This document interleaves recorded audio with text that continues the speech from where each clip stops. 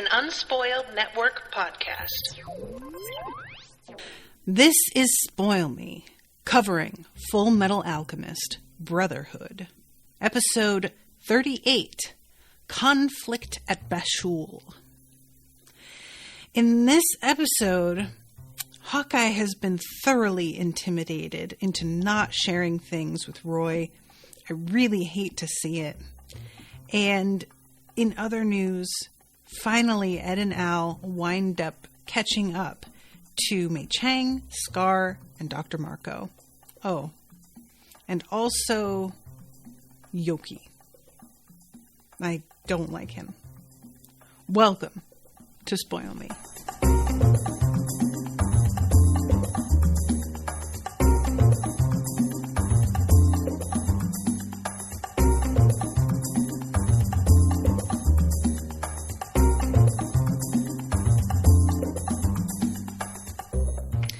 Welcome to the show, everyone. I am Natasha.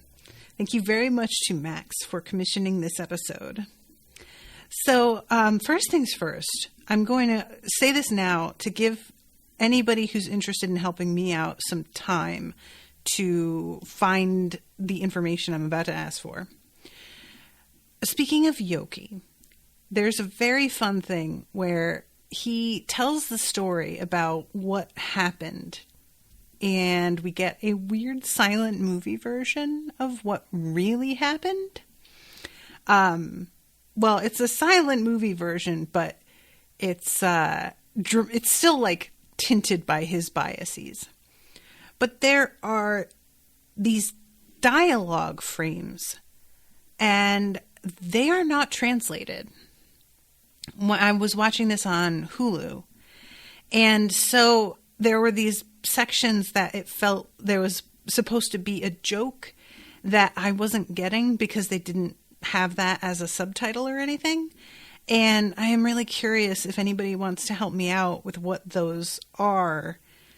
I don't know if they're particularly significant, but, Damien, I don't have Crunchyroll. I can't have all of these different platforms for this one show. Like, I did Crunchyroll because people said that it had the dub for One Piece and it didn't. So I left them and went to Funimation. And Funimation's platform is so fucking bad that I can't get anything to play almost ever. So now that I'm back on Hulu and I don't need Crunchyroll because One Piece dub is on Netflix again, I have just given up on Funimation entirely because they are really, eventually we won't need to deal with them anymore and Crunchyroll will be the only game in town. And I will have run out of dubbed One Piece episodes on Netflix and I will have to go back to them. But for now, it's just really annoying to me that this isn't being translated in every version. This seems like a pretty significant, and this also wasn't being translated for One Piece. There was a bunch of stuff that had title cards at the bottom, and none of that got translated. And I just get very salty over the fact if you say that you have a certain property on your platform, it should include all of the same translations that every platform has. And if it doesn't, that seems extremely shady to me. I don't appreciate not finding that out until I get to that episode. But anyway, I just wanted to mention it because I don't want to get to that scene and just be describing it and have everybody be like, wasn't it funny when XYZ? And for me to be like, I don't know what you mean, but I don't remember that. So we start this episode with Hawkeye getting home to her apartment, opening the door, and having a moment of real fear when a pair of glowing sort of eyes comes out of the dark at her. And it turns out to just be her little doggy. And what we get, I found this really upsetting, to be honest, is a moment of what really feels like defeat from her. She slumps down against the wall and sort of slides to the floor in this attitude of despair and like has her face in her hands. And it's a real sense of her helplessness, not only at the fact that she is now going to constantly feel like she is being followed or watched, but also that she was so incredibly helpless just, several minutes earlier in the time of the show when Salim was confronting her about everything. He could have killed her and nobody would have known what happened to her. And it's just like a really sobering moment to walk away from an interaction like that and know, if this person wanted me dead, I would be. And there would be practically nothing I could have done to stop it. I am only still here because they decided they were going to let me walk away. And I don't feel like Hawkeye is super familiar with that kind of feeling. She has been in danger before, but she has escaped because of fighting back herself or friends who were able to jump in and fight on her behalf. She was able to actively do something to stop them, or had allies that stopped them. And this one, it didn't go that way. She just was allowed to leave. And that hits very, very different. So this, and it's of course, just also the sort of realization in this moment of walking into her apartment and it's her dog that is always home, whom she should expect, but she is so paranoid and scared that she reacts a little bit irrationally because of that fear. It's just a real it makes you reevaluate the way that you're going to live from now on, realizing this is the reaction that I have to this. I didn't agree to living this way. I didn't, and I just really felt for her in this moment because she has done a lot in this show in terms of backing Roy up. And I don't want to say making a show of bravado because that makes it sound like she's full of shit, and that's not really what I mean. But she has seemed really confident up until this point that even though they're dealing with forces that she doesn't understand, even though they're kind of outmanned in a lot of ways and they've been put in a certain position, she has still kept a positive kind of attitude in saying, well, I'm closer to the Fuhrer now, so I could do even more damage. She's trying really hard to keep it upbeat and potentially look on the bright side with certain things. And this really feels like the first moment that we have seen of her genuinely being I don't know if we can win this. I don't know if I can get past this. How do you fight something like this? And that, my friends, is the right attitude, in my opinion. You can get past that attitude and then begin to move on to action plans. But I think fear and shock and a bit of overwhelm and despair are called for. They are rational reactions to what is happening and the variety of ways that things have been ratcheted up continually. It is just the stakes getting raised over and over again, and the baddies being more and more powerful than you expected, or more connected than you expected, or planning ahead or further back in time than you expected. Everything about what this threat seemed to be initially versus what we are dealing with now is really different. And she gets to have this moment. I just hated watching it because she really seemed so kind of unsure what step to take, and the phone rings and she almost hits the ceiling. And there's a moment of like not wanting to answer it. You get a sense of her just being like, ugh, but who is it now? And of course, it winds up being Roy, who's like, oh, I got a bunch of flowers if you'd like to take some off my hands. But y'all, he asks her if something's wrong, and she wants to tell him. And she then turns and looks at her shadow on the floor and is like, it's nothing. It's nothing. Everything is fine. I hated it. This girl is my like go-to badass. I do not like seeing her cowed at all. Ugh, this is the worst. So, yeah. And I'm sort of wondering, and like, not saying that this is something she would know. I'm not putting it out there that like she would have to have seen this or anything. I'm just sort of wondering for myself, when we have seen Pride in the shadows, there has been the eyes and teeth thing or the little hands or whatever.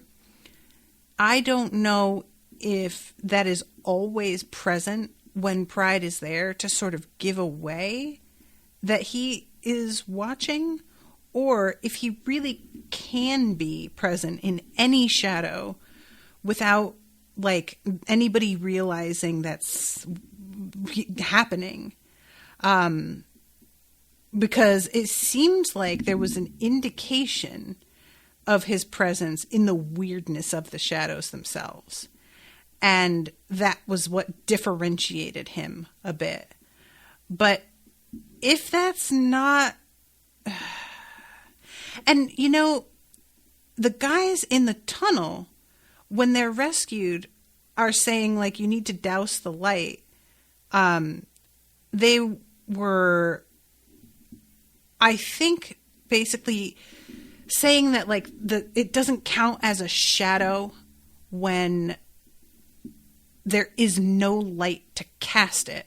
If there's no light, then we're in the dark, and that doesn't count, so it can't come at us. But if there are lights, then it's got technically a shadow to work with as a vessel.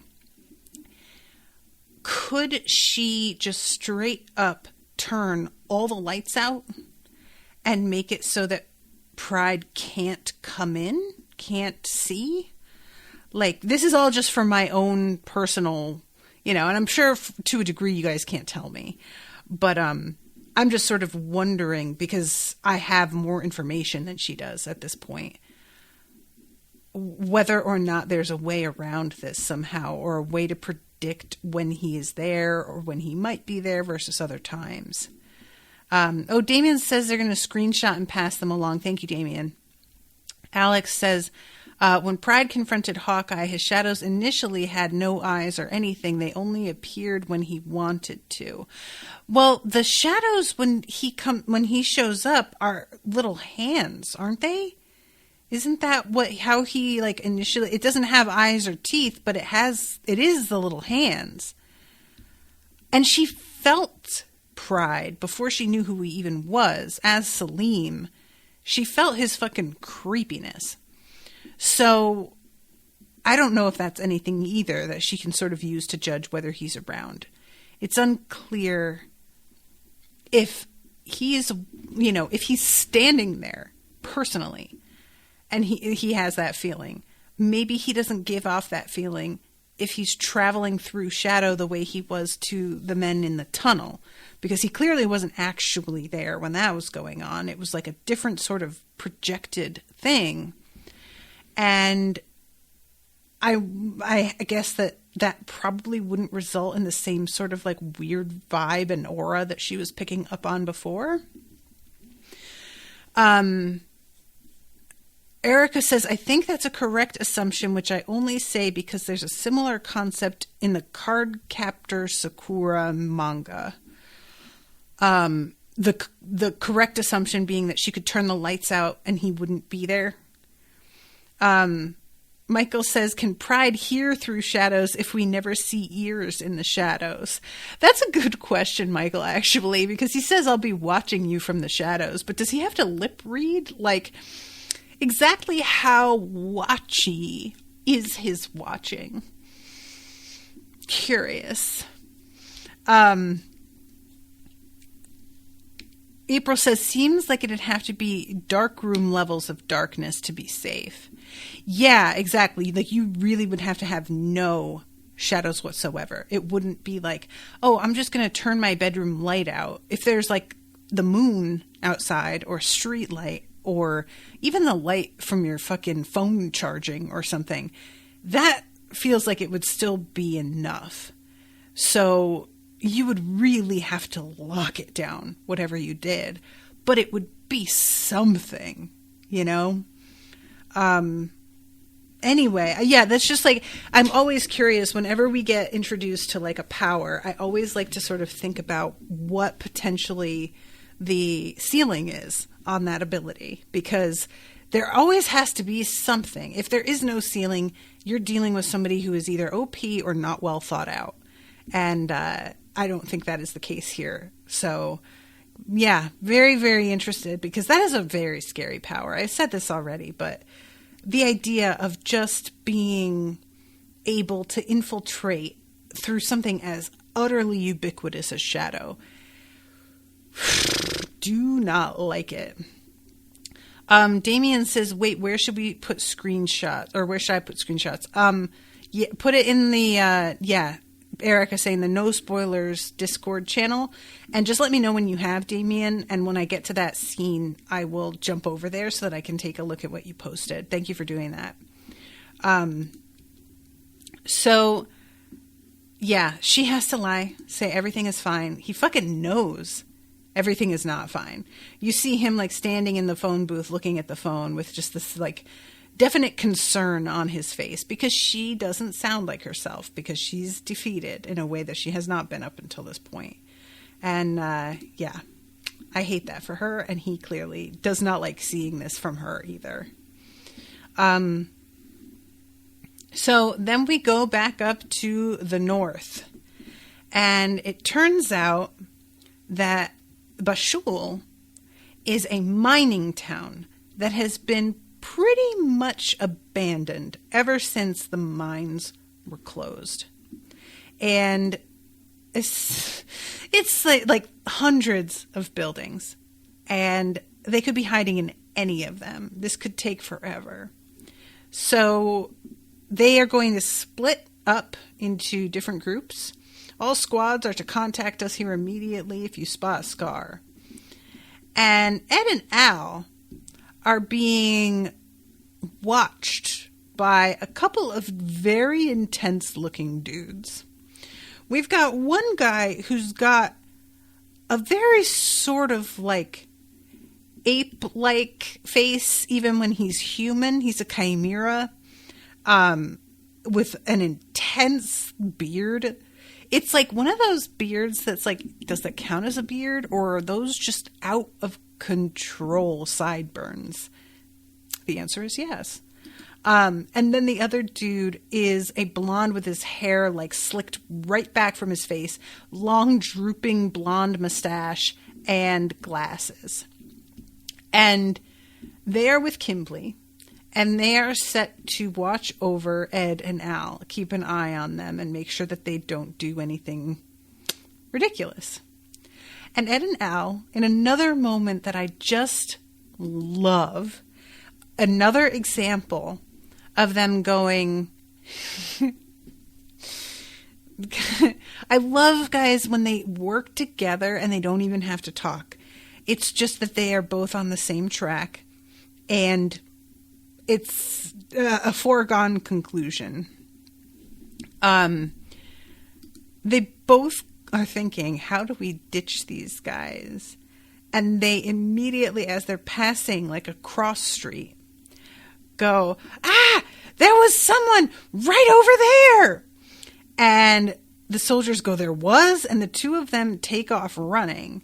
And they go into a building and turn a couple of corners faster than these guys can keep up. And then Ed turns around and makes a wall so that it looks like a dead end. And they stop. And I like that it's not even really that they're fooled by it.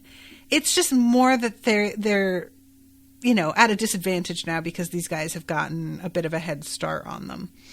But what a good idea. Just building a wall and being like, oh, no, there's nothing down this corridor at all.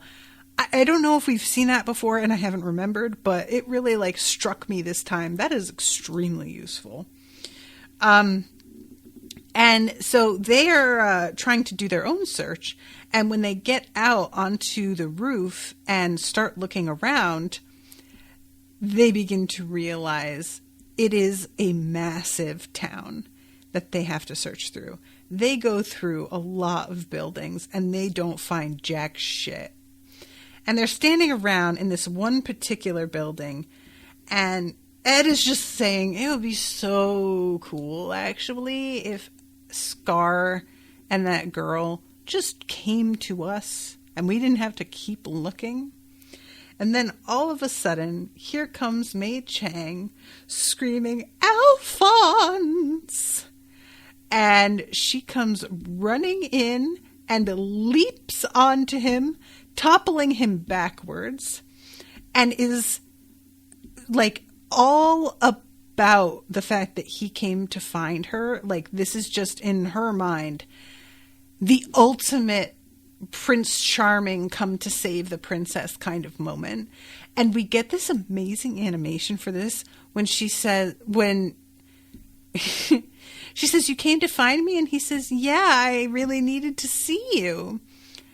The animation is her being pierced, straight up impaled, really, through the torso by a spear with a heart for its tip. And I know that it's just meant to be Cupid's arrow, it's like that, but really big and out of control. But it looks so scary to me. This really, this is a fun, and I love too that every time that we have an animation of her little panda is with her and always echoing whatever expression is on her face. And I don't know why, but that always gets me. But yeah, my sweet Alphonse. So Al is like, I need you to talk to me about alchemy, and she's super not listening.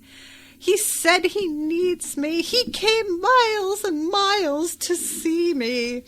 And then, of course, we have Ed, who chimes in, and he says, he's not the only one. Tell us everything you know. His face is on fire when he says it. He is losing a lot of patience very quickly. And as for her part, Mei Chang thinks he has also fallen in love with her.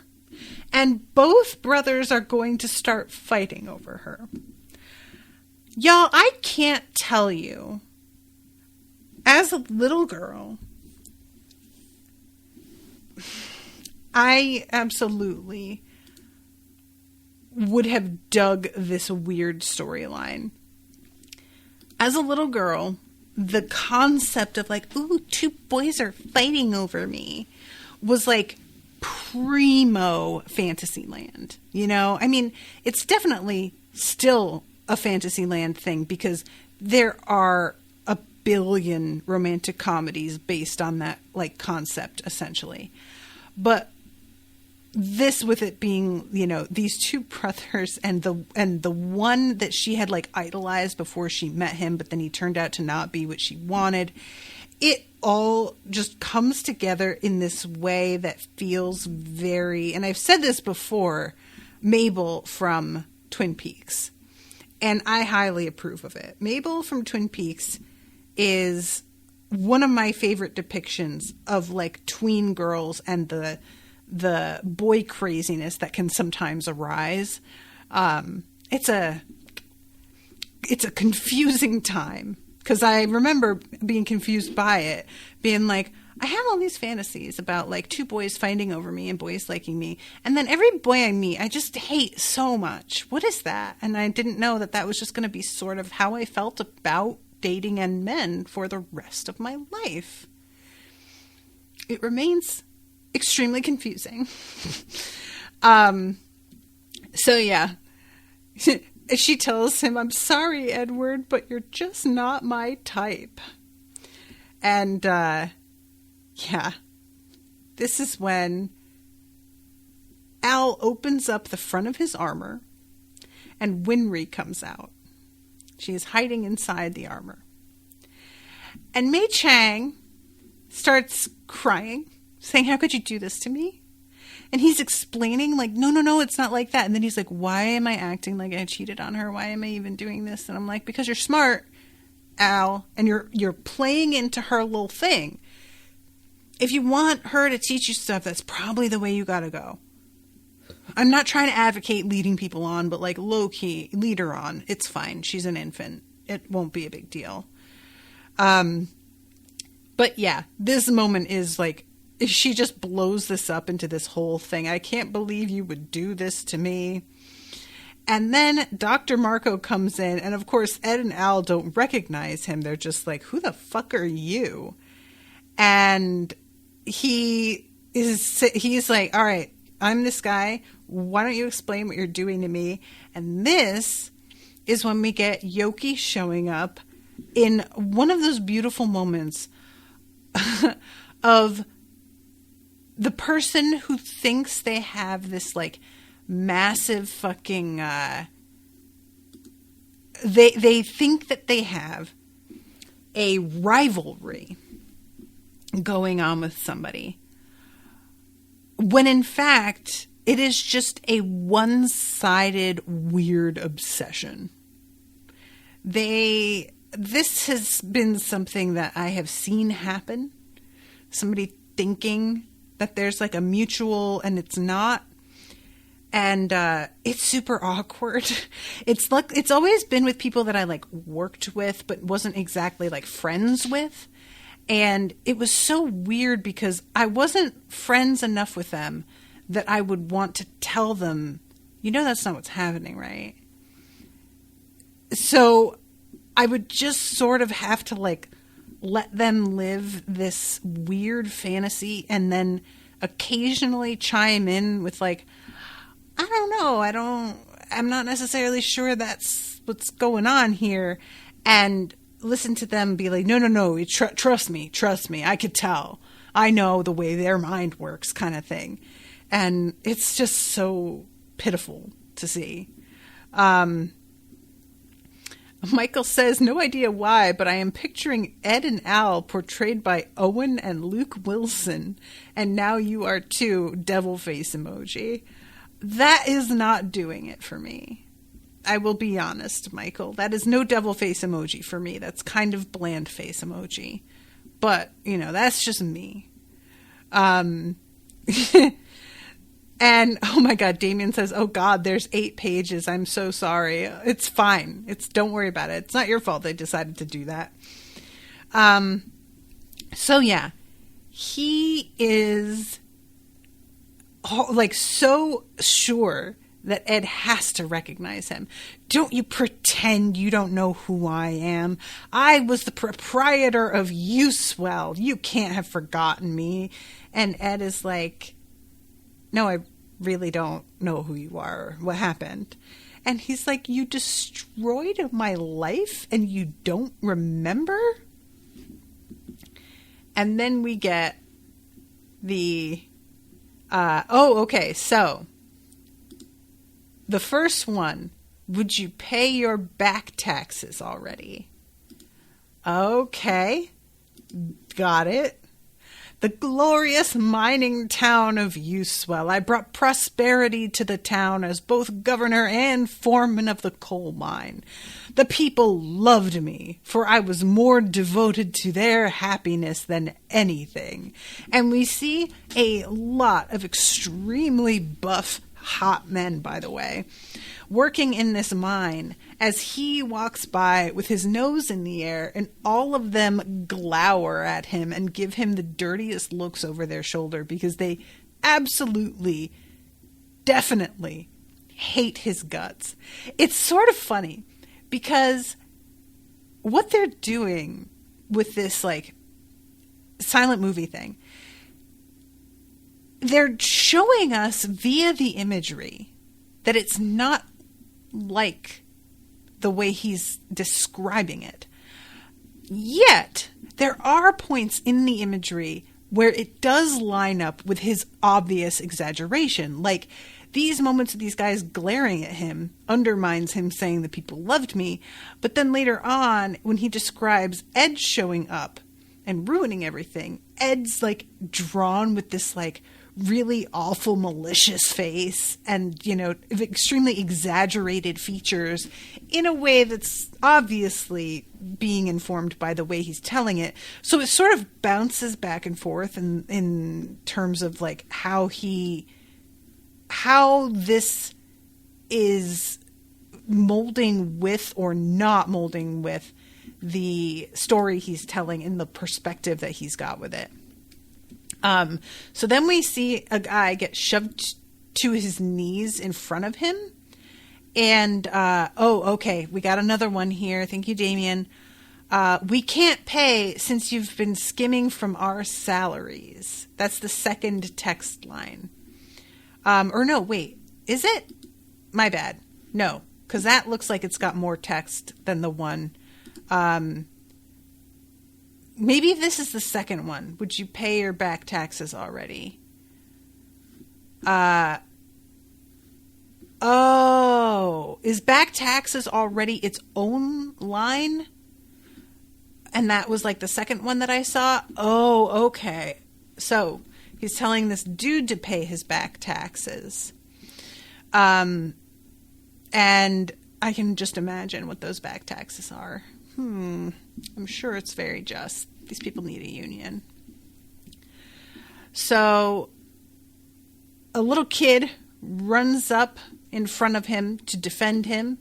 Next title card, we can't pay since you've been skimming from our salaries. Okay. And then cut back to them knocking this little kid aside. And Yoki saying, we were, alas, the greatest criminal of all time shows up. And then we get fucking Ed looking crazy. It's a pretty good one, actually. The state alchemist, Edward Elric. And all of them stare. And then it's a silver pocket watch is the next line. Okay. A state alchemist! Exclamation point. Appreciate all this work you're putting into this, Damien. So, Ed, allegedly,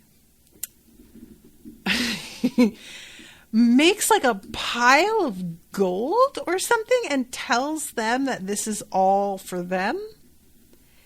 And they are falling for this, like, in a way that I really want to know exactly how this really went, because what they're acting like is that Ed tricked them into thinking this was real gold and it was just alchemy that he used to make it, and he pretended to buy the town, and then it turned out to not be real money. And look, I'm not trying to say that this doesn't sound like the kind of scam that our boys might try, but it doesn't sound like the kind of scam that state alchemists would get up to. Like, if this dude is out here exploiting workers and demanding back taxes and not paying people, isn't there just a precedent for taking the mine away from the guy and not actually tricking him into selling it? I don't know how much to take it seriously that this is how it went down, or I don't know. So we see him falling onto the pile of gold bars. Little did I know it was an ingenious deception. And then we see him running into a bar. Let's go over. All the gold bars you gave me have turned into stones.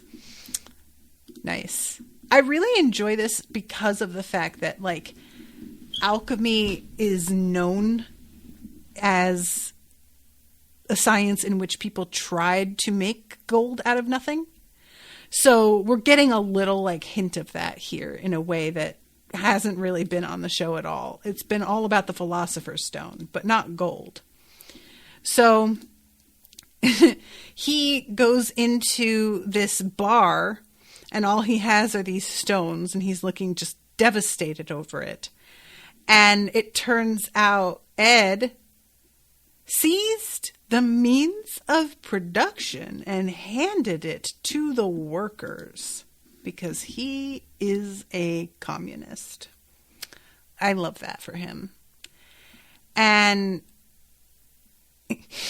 I love the illustration, too, of the miner who is sitting at the bar with Ed holding the deed, and there's all these, sparkles around it. It's just super fun. I don't know. I just love this. So he sees this. These heartless creatures of avarice schemed to overthrow me. And he looks around and all of the mining dudes are just like, haha, finally. So he gets his ass whooped. I was banished by the ungrateful townspeople. I was kicked out onto my face. The military even fell for their wretched lies. And that's the part that I found sort of weird. He runs off, but they could have just arrested him there. So I don't know. Alex says, is watching the 2003 show still on the table, or can we just say how it really happened? It's still on the table. So if it's something that's going to spoil something in that, don't do it.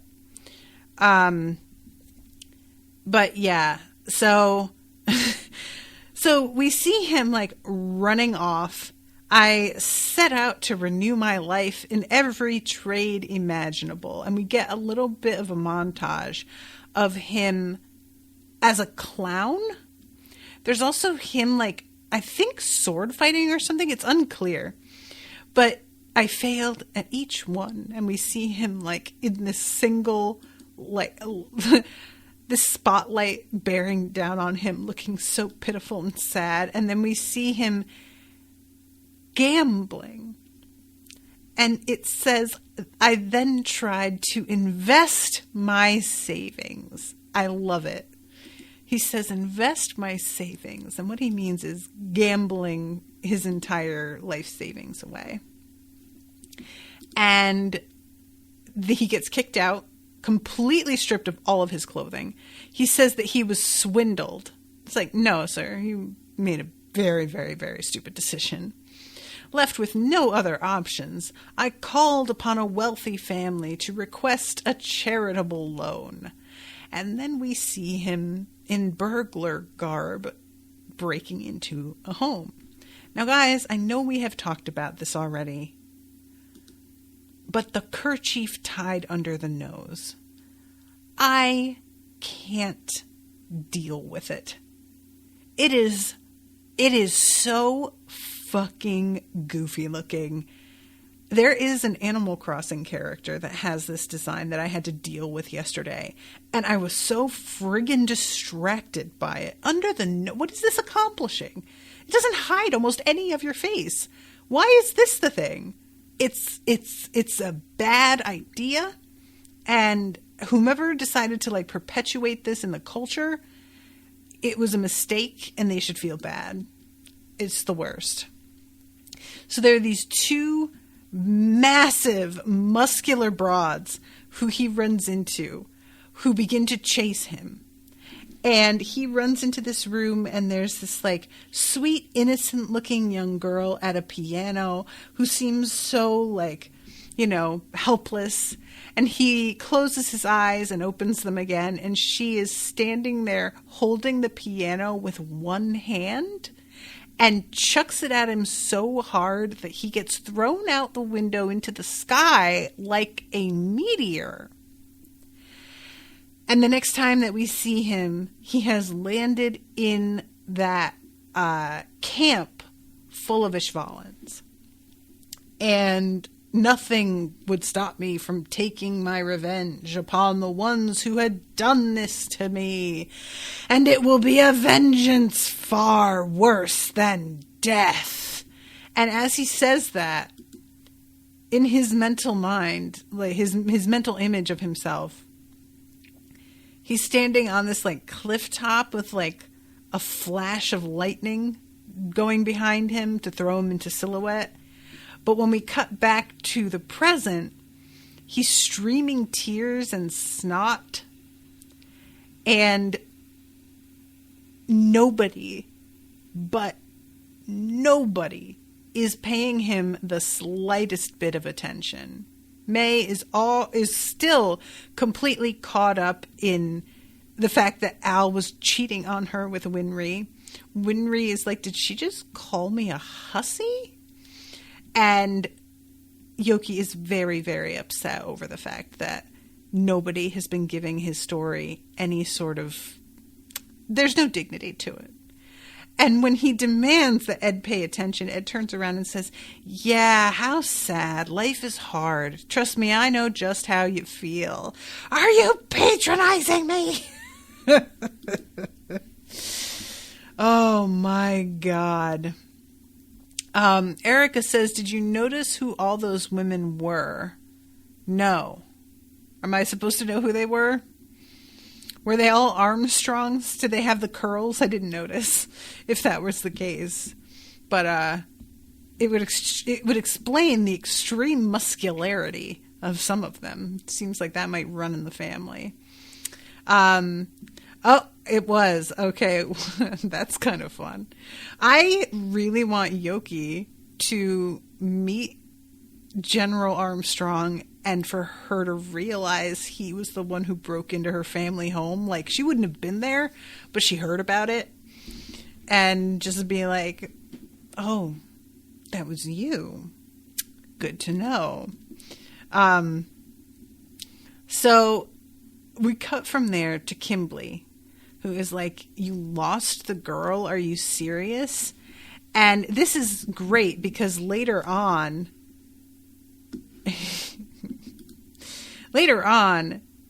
Ed throws it in his face. You were supposed to be watching Wintry. But guys, in this moment, the guard, when he's like, you're not much of a soldier if you lost track of her, the guy apologizes.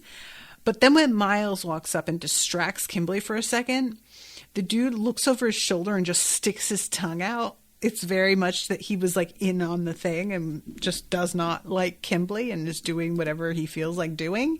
And that's a pretty fun moment. So these guys head out and they're going to look for Wintry, but they're like, yeah, we're definitely aware that Scar is our number one priority. So we're going to be looking everywhere. And if we find him, we'll let you know. And Kimblee is left standing there, I think, with the distinct impression there is insubordination happening. But he can't quite put his finger on what it is or how to prove it. It's just like he just has a feeling that everybody around him is sort of giving him the finger and screwing him over, and he just doesn't exactly know how. And it's great, to be honest, because Kimblee he doesn't really show signs of being uncertain very often. So to get to see him in this kind of moment where he's just like, I don't know what's happening right now. It's gratifying. I don't know if that's just me, but I find it gratifying. So anyway, okay. So then we go back to the building, and Scar is like picking through things, trying to find food in another section of it.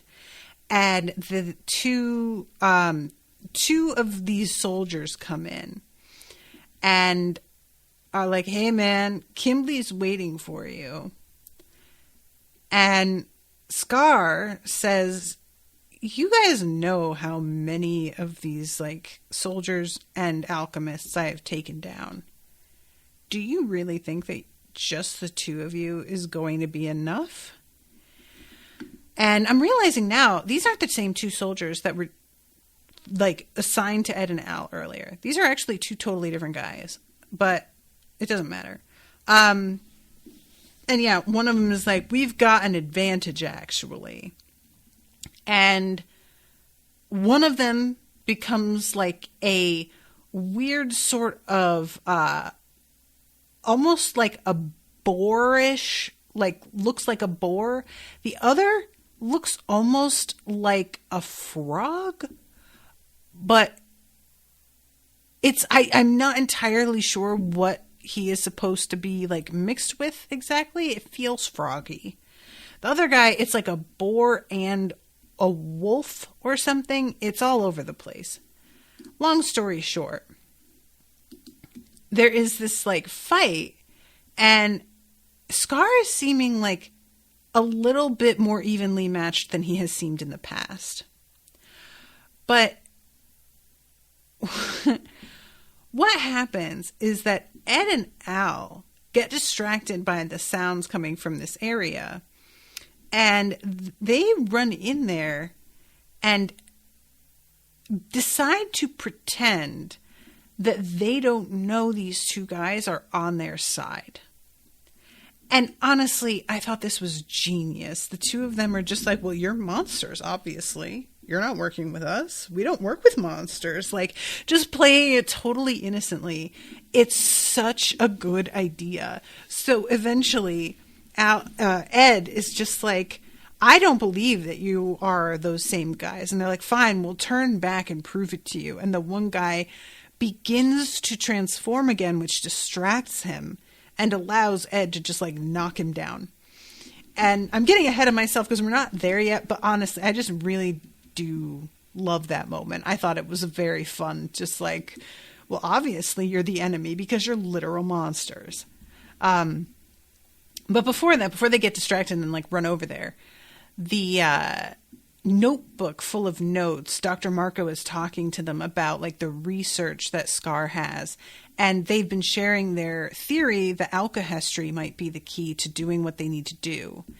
And he is saying that he thinks if this gets translated, that they might be able to crack the code of what Ed and Al have been trying to do. But it needs to be translated, so Scar would have to be used in order to do it. I'm sort of curious because he says it's written in code, right? It's not just that it's in Ishvalan. So, yeah, it's just a moment of me kind of being like, I wonder if Miles would be able to help them if Scar couldn't. But if it's code, it might just be too much to try and like do both. But anyway, so the fight between Scar and these Chimera, one of them is able to like shoot the spikes out of his back, and the other one is spitting. And it's like the spit like sticks you in place, kind of like Spider-Man's webs can hold you down in place. And I was trying to eat some lunch while watching this, and that spit thing, I had to look away. It was not a good time to be eating, let me tell you. Did not care for it. But yeah, and these two guys are also like, oh yeah, we have range attacks because we know that half of your deal is that you get up close to people and grab them and injure them that way. So we're not letting you get a hold of us at all. And he slams a hand to the ground. We also know that you, from your file, that you destroy the ground when things start to look bad. So one guy spits and gets his hand pinned to the ground. We're going to beat you to a pulp before turning you over. And Ed and Al walk in. I guess we got here just in the nick of time, huh? And Al realizes, oh my God, I think that these are Kimblee's guys. I recognize their voices. So yeah, this whole bit, just delightful. And there's a really, really good moment in the start of the fight when Ed gets surrounded by this sort of like red halo or purple and looks so delighted. And I was kind of like, what is going on? And it turns out that the winterized like northern automail that he has gotten is so much lighter and so much like more fun to fight with. And he didn't expect it. So he like started fighting and then had to take a moment and just be like, oh, this is magnificent. I loved it. But he does realize there is a downside, which means his punches are also lighter because he doesn't have the force of like, several pounds of metal behind each one of them. So Ed is using some alchemy to deal with both of these baddies. The spit guy, he says, all right, we're going to convert it to water. And then he freezes it and chucks Al onto him so that if Al moves, it peels his skin off like a frozen flagpole and somebody licking it.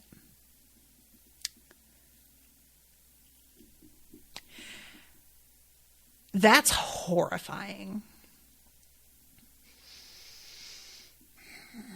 I don't really think it would work like this because he's freezing the ice and Al isn't cold. I don't know. Maybe he made Al cold. I don't know. It doesn't matter. Like, we're going to say that it works. And he is basically stuck there for the foreseeable future. And then this is for the last time, stop attacking us. We're supposed to be on the same damn side. Shut your snout, pig. I've never seen you before in my whole life. You must be the enemy if I don't know you. I bet you can't even prove to me you're on our side. Fine, I'll transform back just to prove it to you. And this is when he just kicks him in the head and says, thanks, sucker. Oh, that's fucked up. And Ed kills the other one, cracks his neck, guys. He just says, why don't you take a little nap? Snaps his neck like the... I mean, that was a brutal moment. I don't know if it's supposed to be a neck snap. Because they're not supposed to, like, kill, right? Ed and Al, their whole thing is meant to be that they don't kill. I don't know if that extends to Chimera. I don't know but it looked like he snapped his neck. So I'm just kind of taking that at face value. I don't know. Maybe Chimera just don't quite count. So then we have the two of them facing up to Scar, and they're like, you can't just leave. You got to pay for what you've done. And Scar is like, if you try to stop me, I'll kill you. Another face-off moment between the two of them. And Ed begins to charge at him. And I was sort of like, what is it that he's doing? And I had forgotten. Ed punches, and Scar thinks, I can just transmute the steel in your arm. But he isn't using a steel arm anymore. So his attempt to transmute does not work. And Ed gets the drop on him a little bit. And I don't know, it's just a good moment. But Scar does revert to the blowing up the ground thing, as is his wont, and is plummeting through the air toward Ed and Al when Wintry appears in the doorway and just says, don't hurt them. And it completely distracts Scar, who turns to the side, his eyes widening. Ed and Al knock him back and then trap him in stone that they have transmuted to like fit around him and hold him in place. I don't think Scar would have just stopped because Wintry asked, but the idea of him being distracted enough that he lets his guard down definitely works for me. And Ed and Al are just like, what the hell are you doing here? You are supposed to be off with the other folks, safe. And as she steps inside, Miles comes in with her. And they're like, wait, you brought her? What's going on? So there's a lot here that like even Ed and Al aren't in on, which I thought was surprising. The soldiers, meanwhile, are just like, what the fuck are these two things? And they're ordered to carry away these two chimera to be basically like probably dissected. Who knows? And Miles says, as for you, Scar, I regret having to treat one of my own people so harshly, but I can't just let you walk away. Not after what you've done. He holds a pistol up, pointed at Scar, and tells Al and Ed to kick rocks. And I guess he was just going to like execute him right there. I don't know. I don't remember. You guys maybe want to help me with this, but it might be a spoiler. Are they supposed to be killing Scar, like officially, I mean, on the record for Kimblee? Does Kimblee want them to kill Scar or to just catch him? I can't recall what it is that he is after specifically, and whether or not killing Scar would be kind of going against orders or not.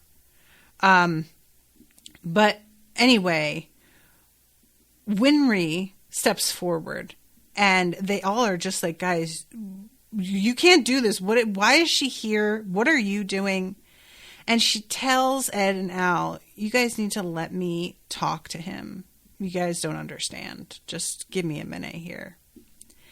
And she steps forward and is giving him quite an intense look. And she asks, why did you kill my mother and father? And he says, there is nothing I can say that won't sound like an excuse. And nothing will change the fact that I am responsible for their deaths. Which, honestly, I respect. I feel like that's extremely true. You want to know the answer why, but I fully agree that no matter what he said, it's not going to sound like worthwhile, I don't know. It just seemed to me like the right answer. And he tries to escape his bonds, and the camera moves away, and he has this sort of defeated expression right before the camera pulls back. And we're looking over the town, and then all of a sudden there's this huge explosion, and everybody looks up and is like, what the fuck is going on? That's where Miles had been. And when we come back to this a little bit later, Ed is running out of this building that's on fire, deconstructing behind him essentially. And he yells at Kimblee, "You bastard, this is your fault. You were supposed to be watching Wintry." And we see Scar standing on the roof holding Wintry under one arm. And it's very clearly like a ploy. They're setting this up so that they can get what information they need. Scar has to like make up for what he did by cooperating. But it does look like very convincing in the moment, you know? It's something that I think as Kimblee, the idea that Scar would like take her and run off, I could see him falling for that. Kimblee is smart though. I don't know. I feel like it's the sort of thing that he might initially start to fall for. And then as he begins to ask more questions and things aren't quite adding up, he'd be like, this is fishy. I don't like this. So, okay, now we go back to the men who are underground in this tunnel. And they are saying that it's been 24 hours already. They have missed the window for getting back. And Buccaneer says, our Ice Queen doesn't have a lot of patience and compassion. So I don't think that she would really wait for us. And what I found funny about this was at last episode when he said, if we're not back in 24 hours, cement this shut. And I said, that does not feel very long to me. I was like, that seems like an unreasonable time frame. And she doesn't actually like answer him when he says that. I don't think. I think she just sort of nods and doesn't speak. So he says this here in this way, like, she is such a hard ass. And I'm like, dude, you're the one who like put this stipulation in place. Why are you going to be blaming her if she carried it out? If you're the one who even thought of it to begin with, which it just felt like really unfair the way he was just trying to be like, well, you know, not a lot of patience and compassion in her heart. I'm like, you're the one who decided on something that felt very unreasonable to begin with.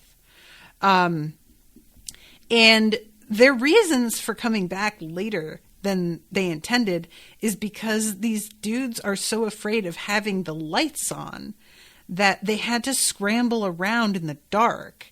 And it's said in this extremely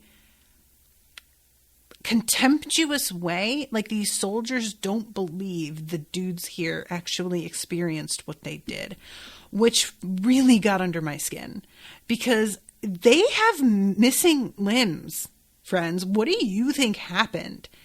Like, you know, do you think they killed each other? Do you think there was like an actual person and they just didn't see them correctly for some reason? Like, why are you acting like they made this up? He says the monster with like the scare quotes around it in a way that I was just like, dude, what is your fucking explanation here? These guys are traumatized. They aren't even looking you in the eye and they're shaking and sweating. Clearly something happened. I don't appreciate your attitude, man. I'm just not here for it. So anyway, they climb up there, up the ladder, and Buccaneer knocks. It takes a minute, and then it opens. And there's this guy standing there, and he's like, oh, yeah, it hasn't been quite 24 hours yet, as you can see. And he shows them the watch that has, it's like stuck. The second hand keeps ticking but not moving. And he says, nice watch, right? General Armstrong gave it to me when you guys left. It's a good bit. I liked it. So my interpretation of this is Buccaneer told General Armstrong to do something fucking stupid. General Armstrong was like, yeah, sure. Okay. I'll fill it in 24 hours. Sure. And then gave a man a watch and was like, we are absolutely not doing that. But here's the way that we'll pretend that we're doing that because otherwise he would have fucking argued with me about it and I'm not interested. And that is my headcanon for how that went, because honestly, it was a bad call that he was trying to make there. So then we go to her, and she is sitting like up on the ramparts looking out over this snowy scene. And Buccaneer comes up to her and tells her that there were only 2 survivors. And you can see that that bothers her. She is upset. And she says she's looking over the mountains because everything is black and white. I appreciate the pure simplicity of it. And Buccaneer says, no, if you look up, there's a lot of blue. And nothing is ever just black and white. And then he gets very emotional. Thanks for showing your soldiers a little mercy. It means a lot. That's nice, but I don't know what you're talking about. And that is just a very nice little moment. Again, Buccaneer, it was your idea, but whatever, it's fine. So as they're standing there, they see all of these cars pulling up. It's a bunch of people from Central. And a couple of them come up to her. This dude with this mustache, Central Command, has a few questions they would very much like to have answered. And she sort of squints in suspicion, and the wind blows her hair dramatically. And then it cuts away. And this is when we go to the scene with Ed coming out and yelling at Kimblee. And that is the end of the episode. And there's no post-credit scene here. I checked. So, yeah. I'm excited to see what they've got set up with Scar for the next episode, because I'm really curious how they're going to make this all happen. It feels like they've got a plan in place. And clearly, like, Miles is willing to go through with whatever, because he just seems like a real team player in that respect. So, yeah, let's see what happens when we all decide to cooperate with one another against Kimblee, who is a maniac. All right, I'm going to wrap up because I'm over time, but thank you guys again for coming and hanging out with me and giving me info. Thank you again to Damien for getting me those translations. And thank you to Max for commissioning the episode. Until next time, toodaloo, motherfuckers.